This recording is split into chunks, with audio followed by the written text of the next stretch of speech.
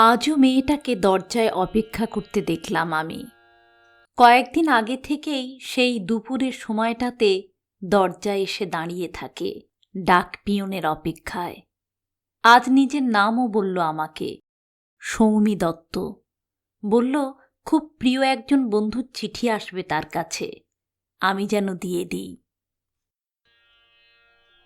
কাঁঠালচাপা গ্রামের শিক্ষিত মানুষের সংখ্যা হাতে গোনা। যে গুটি কয়েক মানুষের চিঠি আসে তাদের বেশিরভাগই ব্যাংক কিংবা বিমা কোম্পানির প্রয়োজনীয় চিঠি। তাই বলে কোনো বন্ধুর চিঠি? এই 2007 সালে এসে মানুষজন চিঠি লিখতে ভুলে যাচ্ছে দ্রুত। ল্যান্ডলাইন টেলিফোন আর কয়েক বছরে প্রচলিত হওয়া মোবাইল ফোন চিঠির জায়গাটা কেড়ে নিল। কৌতূহল দমন করে খানিক গম্ভীর গলায় আমি বললাম, এলেই পাবেন, আমি তো রোজ আসি, দিনের দিনই পেয়ে যাবেন। মেয়েটি কিছু বলল না, গভীর কালো চোখে তাকিয়ে খুব নিচু গলায় বলল, ধন্যবাদ। প্রতিদিনের মতো আজও দুপুর দুপুর সাইকেলটা নিয়ে বেরিয়েছি। কেন্দুয়া পোস্ট অফিসের অধীনে আচুরি, কাঁঠালচাপার, শিবনিবার, মাটিয়ারির মতো মোট 8টা গ্রাম আছে। এক একটা গ্রামের দূরত্ব 4-5 কিলোমিটার। দুপুরবেলা পুরনো সাইকেলের কেরিয়ারে চিঠির ব্যাগ বেঁধে বেরোই। কেন্দুয়া ডাকঘরে আমি পোস্টমাস্টার, আমি পিয়ন, আলাদা কোনো লোক নেই। নিয়োগ হয়নি আমার যোগদানের পর থেকে। বছর 5 হলো আমার চাকরির বয়স। কখনো ধান ক্ষেতের আল ধরে, কখনো বাঁশবনের সরু পথ পেরিয়ে আমাকে পৌঁছতে হয় দূরের গ্রামে। গরমকালে ধুলোয় চোখ জ্বালা করে, বর্ষায় সাইকেলের চাকা কাদায় বসে যায়। অনেক সময় সাইকেল কাঁধে তুলে ছোট ছোট খাল পার হতে হয় আমাকে। তবু গ্রামের মানুষ দূর থেকে আমাকে দেখলেই আশা নিয়ে দরজায় এসে দাঁড়ায়। কারোর ছেলের চাকরির খবর, কারোর মেয়ের বিয়ের নিমন্ত্রণ, কারোর আবার বহু প্রতীক্ষিত মানি অর্ডার। সব কিছুই আসলে আমার হাত ধরে পৌঁছায় তো, তাই। দিনের শেষে ক্লান্ত শরীর নিয়ে পোস্ট অফিসে ফিরলেও আমার মনে হয় এই ভাঙাচোরা পথের সঙ্গে যেন আমার জীবন বাঁধা পড়ে গিয়েছে। কাঁঠালচাপা থেকে ফেরার সময় আমি দেখলাম আজকের আকাশটা অদ্ভুত রকমের নীল। বর্ষার শেষে এমন নীল আকাশ মাঝে মধ্যে দেখা যায়, স্বচ্ছ, গভীর, কেমন যেন মন ভালো করা। দূরের ধান ক্ষেতের ওপর দিয়ে হালকা বাতাস বয়ে যাচ্ছিল ঢেউয়ের মতো। আমি সাইকেল চালাচ্ছিলাম ধীরে ধীরে। সৌমির ধন্যবাদ শব্দটা কানে বাজছিল আমার। মানুষ কখনো কখনো এমনভাবে কৃতজ্ঞতা জানায় যেখানে তার ভেতরে দীর্ঘ প্রতীক্ষার ক্লান্তি মিশে থাকে। সেই ক্লান্তিটা আমি ছুঁতে পেরেছি।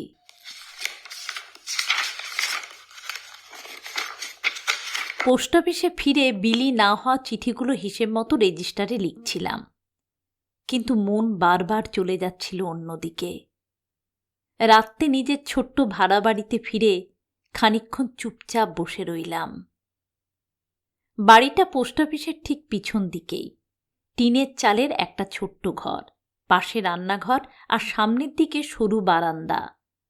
ঘরের দেওয়ালে আমার মা বাবার পুরনো যৌথ সাদা কালো ছবি ঝুলছে।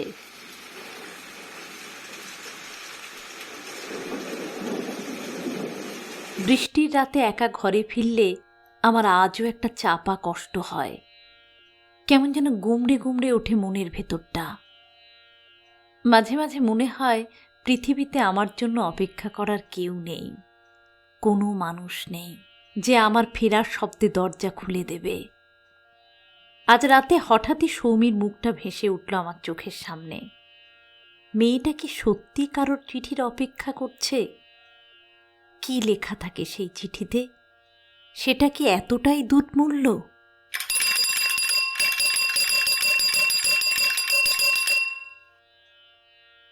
পরদিন দুপুরে কাঁঠালচাপা গ্রামে যাওয়ার সময় আমার বুকের ভেতরে অদ্ভুত একটা কৌতূহল কাজ করছিল। আমি নিজেকে বোঝানোর চেষ্টা করছিলাম প্রাণপণে, এটা নিছক একটা ডাক পিয়নের দায়িত্ব, এর বেশি কিছু নয়। আজও সৌমি দরজার সামনে দাঁড়িয়ে। হালকা নীল রঙের একটা সালোয়ার কামিজ পরেছে। গুঁড়ি গুঁড়ি বৃষ্টি পড়ছিল। বৃষ্টি ভেজা হাওয়া এসে চুলগুলো এলোমেলো করে দিচ্ছে ওর। চোখে সেই অপেক্ষা। আমি দূর থেকে মাথা নেড়ে বুঝিয়ে দিলাম, আজও কিছু আসেনি। মেয়েটির চোখের ভেতরে যে আলোটা জ্বলছিল আস্তে আস্তে নিভে গেল, সেটা টের পেলাম। আজ প্রথমবার আমার কষ্ট হলো। সাইকেল ঘুরিয়ে চলেই আসছিলাম, হঠাৎ পিছন থেকে সৌমির গলা ভেসে এলো, শুনছেন? আমি থামলাম। সৌমি একটু ইতস্তত করে বলল, চিঠি এলে খুব সাবধানে রাখবেন, কেমন ভিজে যেন না যায়। বৃষ্টির জল তখন উঠোনের এক পাশ দিয়ে সরু নালার মতো বয়ে যাচ্ছে। আমি কিছুক্ষণ চুপ করে থেকে বললাম, আমার চাকরিটাই তো চিঠিপত্র নিয়ে, ভিজে গেলে চাকরি চলে যাওয়ার ভয় আছে। সৌমি অল্প হাসল। এইটুকুই কথা হলো, কিন্তু সারাটা পথ আমার বুকের ভেতরটা ধীরে ধীরে নরম হয়ে উঠল। কেমন যেন একটা বোঝাতে না পারা ভালো লাগার স্যাঁতস্যাঁতে অনুভূতি। এভাবেই দিন কাটতে লাগল। দুপুরবেলা কাঁঠাল চাপা যাওয়াটা এখন আমার কাছে দিনের সবচেয়ে আনন্দের মুহূর্ত। দুপুর থেকে আচুরি, মাটিয়ারি, শিবনিবাস ঘুরে চিঠি বিলি করতে করতে আমি প্রায় ক্লান্ত হয়ে পড়ি, কিন্তু কাঁঠাল চাপা গ্রামের মধ্যে ঢুকলেই আমার ভেতরে অদ্ভুত একটা সজীবতা জন্মায়। গ্রামের পথটাই আলাদা। রাস্তার দুধারে নারকেল গাছ, মাঝে মাঝে কদম ফুলের গন্ধ ভেসে আসে। একটা সরু খাল আছে গ্রামের মুখে, বর্ষাকালে সেখানে সাদা শ্যাপলা ফোটে। খালের ওপরে বাঁশের সাঁকো, সাইকেল থেকে নেমে হেঁটে পার হতে হয়। সাঁকো পেরোলেই দূর থেকে দেখা যায় সৌমুদের বাড়ির কদম গাছটা। আমি এখন বেশ বুঝতে পারি, মানুষ কখনো কখনো খুব অল্প কারণেও বেঁচে থাকার নতুন মানে খুঁজে পায়। একদিন চিঠির প্রসঙ্গে সৌমি একটু বেশিই কথা বলল। ও আগে মাঝে মাঝে লিখত জানেন। আমি যথাসম্ভব দূরত্ব রেখে জিজ্ঞাসা করলাম, এখন লেখে না কেন? জানি না। সৌমিকে অভিমানী মনে হলো। সামান্য হেসে বললাম, রাগ করেছে? মেয়েটাও একটু হাসল। সেই হাসির ভেতরে বিষণ্ণতা ছিল। ও খুব অদ্ভুত মানুষ জানেন, কখনো খুব কাছে আসে, কখনো হঠাৎ হারিয়ে যায়। তার কি নাম জানতে পারি? একটু বেশি কৌতূহল দেখিয়ে ফেললাম আমি। সৌমি আমার দিকে তাকালো। ফুসমন্তর। আমি অবাক হলাম। কবিতার ঢঙে হেসে বললাম, নাম কি অমন কখনো হয়? মেয়েটিও হাসল। একটু অবাক না হয়ে বলল, হ্যাঁ, আসল নাম বলেনি কখনো। একটা পত্রিকার পত্রবন্ধু বিভাগ থেকে আলাপ। আমাকে লিখতে বারণ করেছিল, বলে বাড়িতে জানাজানি হয়ে যাবে। যে কয়েকবার লিখেছে ওই ফুসমন্তর নামেই। আমি সত্যি বাগরুদ্ধ হয়ে গেলাম। এ যুগে এমন সম্পর্ক হয়? একটু আগ বাড়িয়ে ছেলেটার আগের লেখা চিঠির খামটা দেখতে চাইলাম। সৌমি 2 মিনিটের মধ্যে ঘর থেকে এনে দিল একটা খাম। সৌমির ঠিকানা লেখা আছে তাতে। হাতের লেখাটার দিকে তাকিয়ে দেখলাম অতি সাধারণ, একটু বড় বড় হরফে টানা লেখা। প্রেরকের ঠিকানা নেই, শুধু প্রাপকের ঠিকানাটাই লেখা আছে উপরে। খামের ভেতরে চিঠি খুলে বের করিনি, স্বাভাবিক নিয়মেই।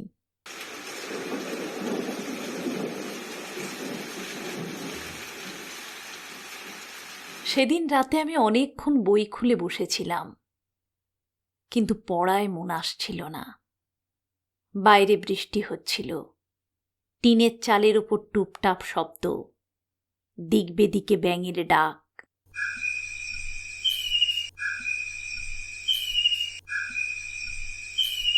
আমার মাথায় বারবার ঘুরছিল একটাই প্রশ্ন, যদি আর কখনো চিঠি না আসে সৌমির। সৌমির চোখ দুটো আমার মনে পড়ছিল। হঠাৎ করেই উঠে বসলাম। মনে মনে দ্রুত একটা সিদ্ধান্ত নিয়ে নিলাম। তারপর টেবিলের ওপর থেকে একটা কাগজ টেনে নিলাম। পেন হাতে বসে থেকেও লিখতে পারছিলাম না প্রথমে।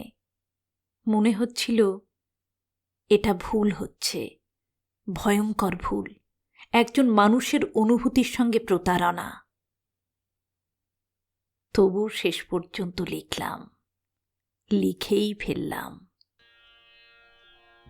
সৌমি, অনেকদিন পর লিখছি বলে রাগ করো না।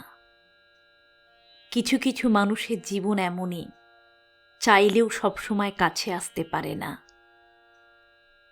লেখা শুরু করে আর থামতে পারলাম না। আমি লিখতে লাগলাম আমাদের গ্রামের বিকেলের কথা, ভেজা মাটির গন্ধের কথা, অপেক্ষা নামের এক অদ্ভুত অনুভূতির কথা। লিখতে লাগলাম পুকুর পাড়, দুর্গা দালান, এসবের কথা। লিখতে লিখতে যেন কানে ভেসে এলো সন্ধ্যার শাঁকের আওয়াজ।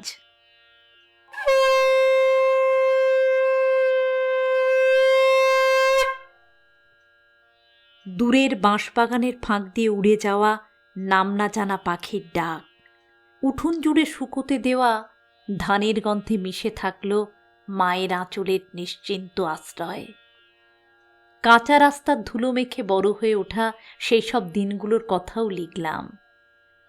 শহরের হাজার আলোকেও হার মানায় জ্যোৎস্নাভেদা রাত, সেই কথাও লিখলাম।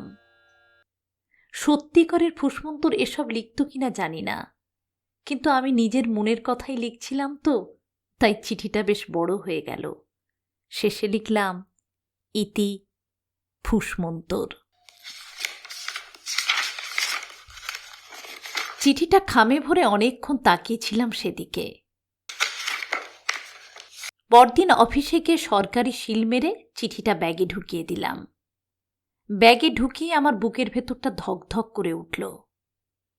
কাঁঠাল চাপা যাওয়ার সময় দুপুরের রোদ মাথায় নিয়েও আমার মনে হচ্ছিল আজকের পথটা শুধু গ্রামের দিকে নয়, যেন কোনো বহুদিনের অপেক্ষার দিকে এগিয়ে যাচ্ছে। সৌমিক খামটা পেয়ে প্রথমে অবিশ্বাসের দৃষ্টিতে আমার দিকে তাকালো কিছুক্ষণ। তারপর এক মুহূর্তে তার মুখে এমন আলো ফুটে উঠল যা আমি আগে কখনো দেখিনি। সুখের আলো এত সুন্দর হতে পারে! থাকতে না পেরে চোখ সরিয়ে নিলাম।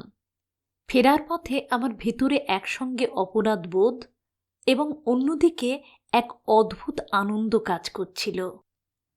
তারপর থেকে নিয়মিত চিঠি যেতে লাগলো সৌমির ঠিকানায়। প্রতিটা চিঠি রাত জেগে লিখতে লাগলাম আমি। পোস্ট অফিসের পুরনো সিল মেরে সকালে ব্যাগে ভরে নিতাম, যেন সত্যি সত্যি কোথা থেকে চিঠিটা এসেছে। ধীরে ধীরে চিঠির ভাষা বদলাতে লাগলো। প্রথম দিকে দূরত্ব ছিল, তারপর সেখানে মায়া এলো, তারপর খুব আস্তে আস্তে ভালোবাসা। লিখতে লাগলাম। আজ দুপুরে হঠাৎ কদম ফুলের গন্ধ পেলাম। মনে হলো তুমি খুব কাছেই আছো।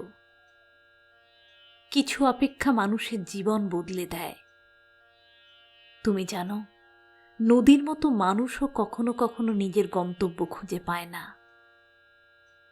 এসব লিখতে লিখতে আমি নিজের অজান্তেই সৌমির প্রতি একটা গভীর টান অনুভব করছিলাম, কিন্তু ওকে লিখতে বারণ করলাম আগের মতোই। আর সৌমিও বদলে যাচ্ছিল। এখন আমি গেলে সে আর শুধু চিঠি নিয়ে ঘরে চলে যায় না, মাঝে মাঝে উঠোনের চেয়ারে বসতে বলে, কাঁচের গ্লাসে শরবত দেয়।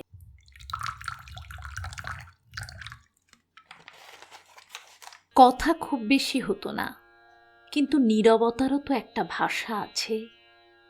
কিছু মানুষ শব্দ নিয়ে নয়, শুধু উপস্থিতি দিয়েই হৃদয়ের ভিতরে জায়গা করে নেয়।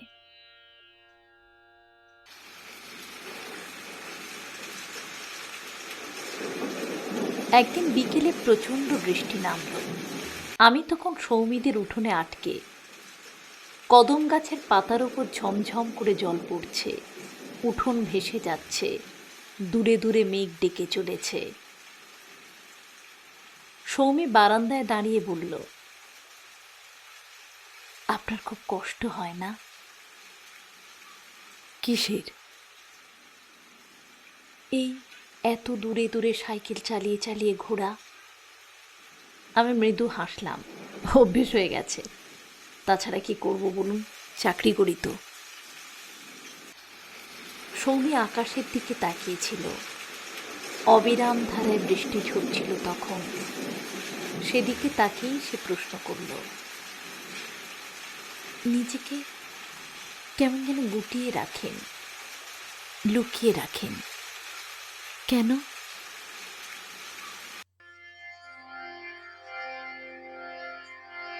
লুকিয়ে রাখেন কথাটা শুনে প্রাথমিকভাবে একটু ধাক্কা খেলাম। মনে হলো ধরা পড়ে গেলাম বুঝি। নিজেকে ঠিক সামনে নিতে একটু সময় লাগলো। তারপর দূরের দিকে তাকিয়ে বললাম, মানুষ আসলে নিজেকে লুকায় না, যাকে হারানোর ভয় পায় তার কাছেই সবচেয়ে বেশি আড়াল করে রাখে। তাহলে ভালোবাসা কি ভয় শেখায়? সঙ্গে সঙ্গে প্রশ্ন করল সৌমি। না, ভালোবাসা মানুষকে ভীষণ দুর্বল করে দেয় আসলে। যে মানুষটা পৃথিবীর সামনে শক্ত থাকে, সেই একজনের সামনে এসে নিঃশব্দে ভেঙে পড়ে।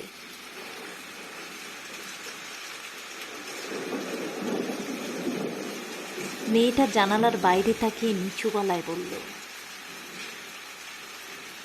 অদ্ভুত না?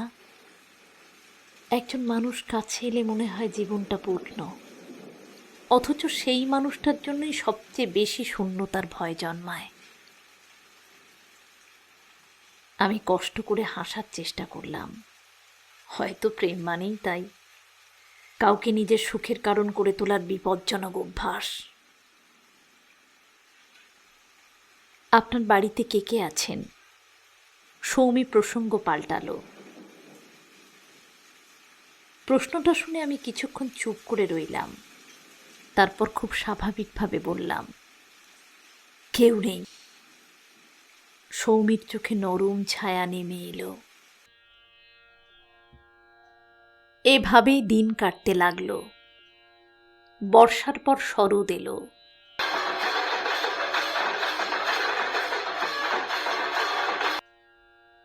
গ্রামের আকাশ নীল হয়ে উঠল। কাশফুলে ভরে গেল মাঠঘাট। সন্ধেবেলা শিউলি ফুলের গন্ধে চারদিক মম করে।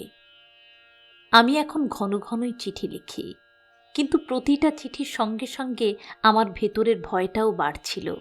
কারণ জানি এ সম্পর্কের ভিত মিথ্যের ওপর দাঁড়িয়ে।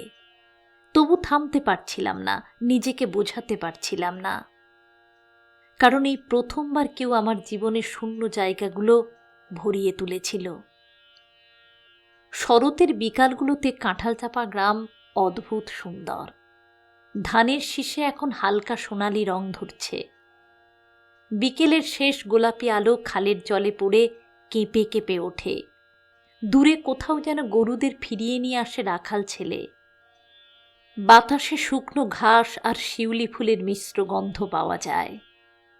এই সময়টাতে সৌমিদের বাড়ির দিকে যেতে আমার বুকের ভেতরে কেমন যেন চাপা উত্তেজনা কাজ করে।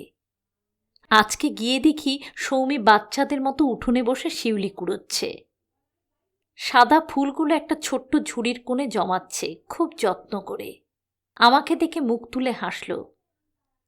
জানেন, শিউলি ফুলের মধ্যে অদ্ভুত একটা দুঃখ আছে।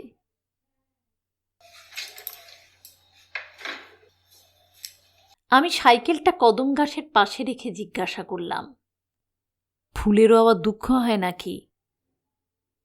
হয়তো, রাত ভোর ফোটে আর ভোর হতে না হতেই ঝরে পড়ে। আসলে কিছু সৌন্দর্য খুব অল্প সময়ের জন্যই পৃথিবীতে আসে, জানেন। আমি খানিকক্ষণ চুপ করে রইলাম। কি উত্তর দেব বুঝতে পারছিলাম না। তারপর ধীরে ধীরে বললাম, হয়তো যেগুলো দীর্ঘদিন থাকে না, মানুষ সেগুলোই বেশি মনে রাখে। সৌমি তাকালো আমার দিকে, গভীর স্থির দৃষ্টি। আপনি খুব একা মানুষ, তাই না? আমি হাসলাম নিঃশব্দে। আসলে মানুষের ভেতরে কিছু কিছু নীরবতা আছে যেগুলো ভাষায় বলা যায় না, শুধু অন্য একজন মানুষ অনুভব করতে পারে। হঠাৎ সৌমি বলল, ফুসমন্তর একবার লিখেছিল জানেন, মানুষ নাকি আসলে কাউকে পায় না কখনো, শুধু কিছু সময়ের জন্য পাশাপাশি হাঁটে।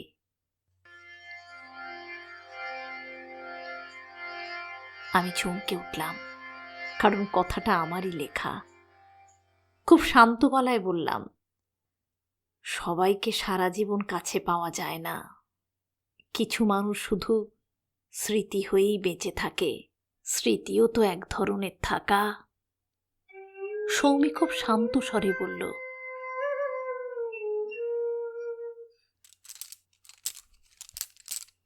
যে মানুষটাকে ভুলতে পারি না সে কি সত্যি হারিয়ে যায়? সেদিন ফেরার সময় মনে হচ্ছিল আমি যেন প্রতিদিন একটু একটু করে ডুবে যাচ্ছি, মিথ্যের ভেতরে আর ভালোবাসার ভেতরেও। দিন কেটে যাচ্ছিল, কার্তিক মাস এলো। ভোরবেলায় মাঠের উপর পাতলা কুয়াশা নামতে শুরু করলো। দূরের তালগাছগুলো ঝাপসা দেখতে লাগছিল। খালের ধারে সাদা বক দাঁড়িয়ে থাকে নিশ্চুপ। কাঁঠাল চাপা গ্রামটা যেন জল রঙে আঁকা ছবি। এখন চিঠি লেখার সময় ফুসমন্তর আর আমি কোথায় যেন মিলেমিশে একাকার হয়ে যাই। এক রাতে লিখলাম, মানুষ যখন কাউকে সত্যিই ভালোবাসে তখন তার সবচেয়ে বড় ভয় হারিয়ে ফেলার নয়, বদলে যাওয়ার। কারণ দূরত্ব অনেক সময় মেনে নেওয়া যায়, কিন্তু পরিবর্তন নয়। পরদিন চিঠিটা পেয়ে সৌমি যেন অনেকক্ষণ চুপ করেছিল। তারপর বলল, ফুসমন্তর আমাকে খুব বুঝতে পারে জানেন। আমার মনে হলো কেউ যেন আমার বুকের ভেতর ছুরি বসিয়ে দিল। কেন তা বলতে পারবো না, তবু আশ্চর্যজনকভাবে এই কষ্টের মধ্যেও যেন একটা সুখ পেলাম। যেন আমি নিজেই নিজের কাছে হেরে গিয়ে বেঁচে আছি। সেদিন বিকেলে আকাশে মেঘ করেছিল। শীতকাল আসছে, তাও মেঘ। আমি পৌঁছতেই সৌমি বলল, আজ একটু বসবেন? বারান্দার এক কোণে মাদুর পাতা ছিল।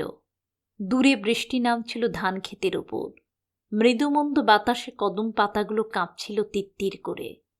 আমরা পাশাপাশি বসলাম, অনেকটা দূরত্ব রেখেই। কথা হচ্ছিল না, দুজনেই অগোছালো তাকিয়ে তাকিয়ে এদিক ওদিক দেখছিলাম। হঠাৎ সৌমি বলল, আপনি কখনো কাউকে ভালোবেসেছেন? প্রশ্নটা শুনে আমার বুক শুকিয়ে গেল মুহূর্তের মধ্যে। খানিকটা ভেবে বললাম, ভালোবাসাও কখনো খুব নিঃশব্দে আসে জানেন, মানুষ বুঝতেই পারে না কখন একজন তার ভেতরে ঘর বেঁধে ফেলেছে। সৌমি কথাটা শুনে হেসে ফেলল, তাহলে তো খুব ভয়ঙ্কর ব্যাপার। কেন? কারণ মানুষ ঘর ভাঙার শব্দ সহ্য করতে পারে না।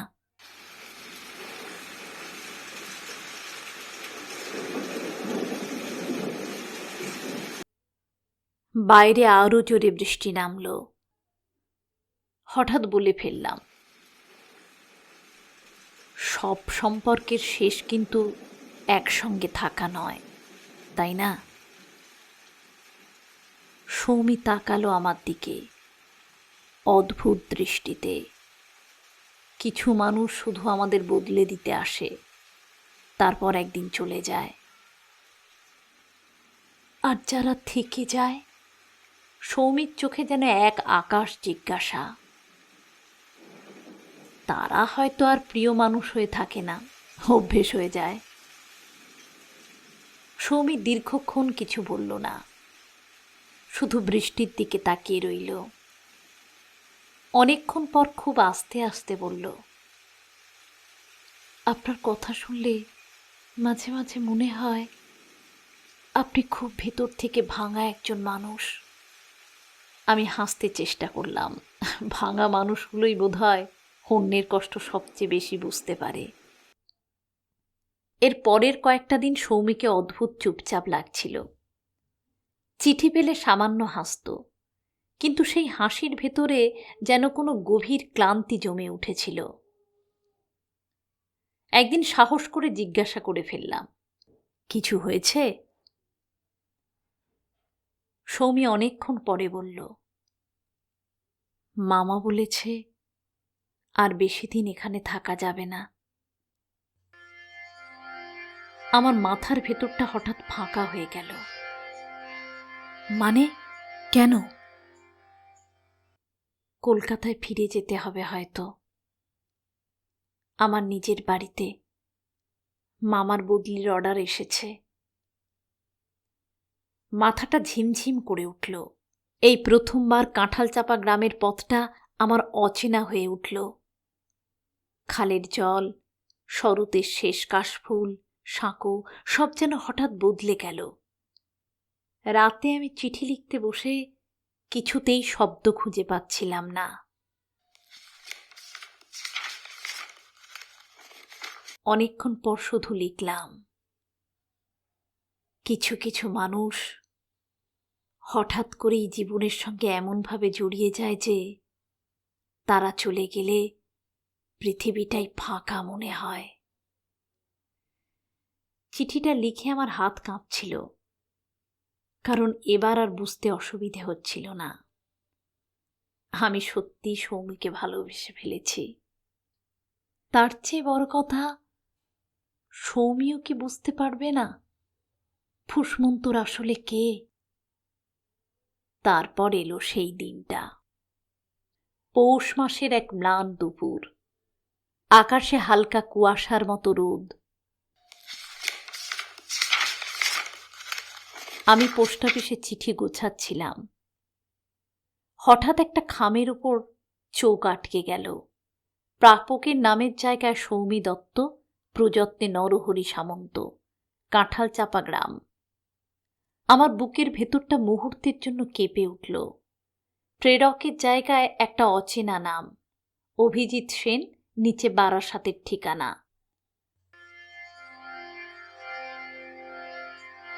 আমি দীর্ঘক্ষণ খামটার দিকে তাকিয়ে বসে রইলাম। মনে হলো কেউ যেন নিঃশব্দে আমার ভেতরের সমস্ত আলো নিভিয়ে দিয়েছে এক লহমায়। তাহলে কি সত্যিই ছিল একজন? সত্যিই ছিল ফুসমন্তর? হয়তো নামটা অন্য, হয়তো মানুষটাও। কাঁঠালচাপা যাওয়ার পথটা আমার জীবনের দীর্ঘ পথ হয়ে গেল সেদিন। ধান ক্ষেতের ওপর দিয়ে ঠান্ডা বাতাস বইছিল। দূরে দূরে শুকনো পাতা উঠছিল। খালের জলও কেমন মলিন দেখাচ্ছিল। সৌমিদের বাড়ির সামনে পৌঁছে দেখি উঠোনে অনেক লোকজন।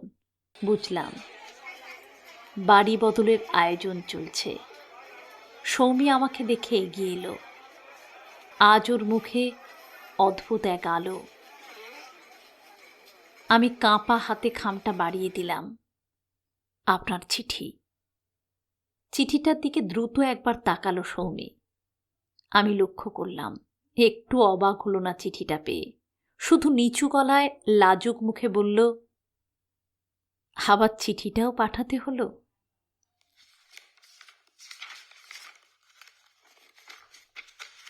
তারপর অপ্রত্যাশিতভাবে চিঠিটা মুঠোর মধ্যে ভাঁজ করে রেখে দিল। তার চোখের ভেতর এমন আনন্দ খেলে বেড়াচ্ছিল যেটা দেখে আমার সবকিছু ছারখার হয়ে যাচ্ছিল নিঃশব্দে। কিছুক্ষণ পর সৌমি বলল, আমরা চলে যাচ্ছি সামনের সপ্তাহে কলকাতায়। মামার বদলি হয়েছে। আমি শুধু মাথা নাড়ালাম দম দেয়া পুতুলের মতো। সৌমি হঠাৎ ঘরের ভেতর থেকে একটা খাম এনে আমার দিকে বাড়িয়ে দিয়ে বলল, এটা আপনার জন্য। আমি অবাক হয়ে তাকালাম। ঢোক গিলে জিজ্ঞাসা করলাম, আমার? হ্যাঁ, যাওয়ার আগে দিতে চেয়েছিলাম আপনাকে। আমি খামটা হাতে নিলাম মাথা নিচু করে। আর দাঁড়াতে পারলাম না সেখানে। সাইকেলের মুখটা দ্রুত ঘুরিয়ে প্যাডেলে চাপ দিলাম।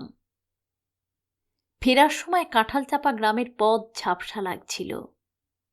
রাতে ফিরে অনেকক্ষণ পরে খামটা খুললাম।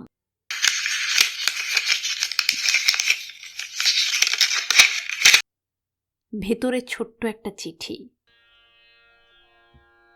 আপনি হয়তো ভাবেন মানুষ সব সময় সত্যিটা বুঝতে পারে না, কিন্তু কিছু কিছু অনুভূতি হাতের লেখার চেয়েও স্পষ্ট বোঝা যায়। দ্বিতীয় ফুসমন্তর কে সেটা আমি অনেক আগেই বুঝেছিলাম।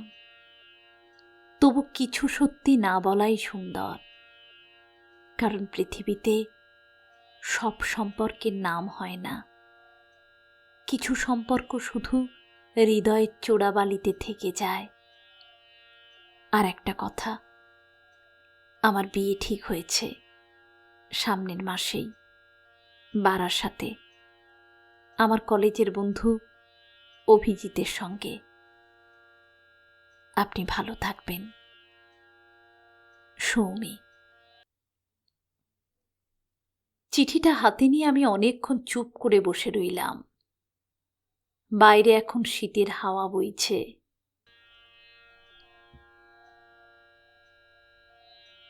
কাঁঠাল চাঁপা আজও একই রকম আছে। খালের ওপরে সেই বাঁশের সাঁকোটাও আছে এখনো। কদম গাছটা এখনো ফুল ফোটায়। ওদিকে গেলেও দেখতে না চাইলেও দৃষ্টি চলে যায় বারবার। বুঝতে পারি গলার কাছে একটা দলা পাকানো কষ্ট আটকে আছে নিজের মতো।